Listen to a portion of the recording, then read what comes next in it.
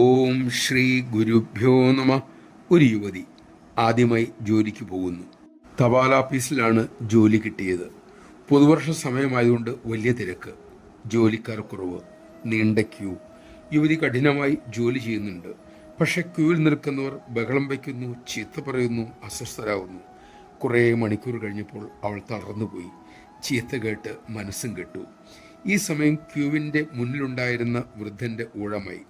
അദ്ദേഹം പറഞ്ഞു, കുഞ്ഞെ, നീ നന്നായി ക്ഷീണിച്ചല്ലോ, കുറച്ച് വിശ്രമിക്കൂ, വെള്ളം കുടിക്കൂ, ഞാൻ കാത്തിരിക്കാം. എനിക്കും നിന്നെപ്പോലൊരു കുഞ്ഞു മോളുണ്ട്. അത് കേട്ട് യുവതിക്ക് ആശ്വാസമായി. മനസ്സുടർന്നു.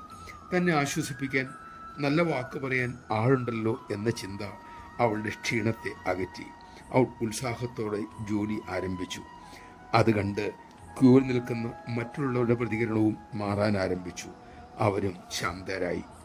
ഇക്കാര്യം പറഞ്ഞിട്ട് അമ്മ ഇങ്ങനെ അരുളി, ഇതാണ് മക്കളെ നല്ല വാക്കിൻ്റെ, നല്ല പെരുമാറ്റത്തിൻ്റെ ശക്തി. നമഃശിവായ.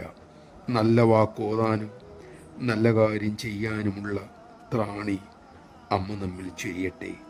അതിനായിട്ട് നമുക്ക് അമ്മയോട് പ്രാർത്ഥിക്കാം.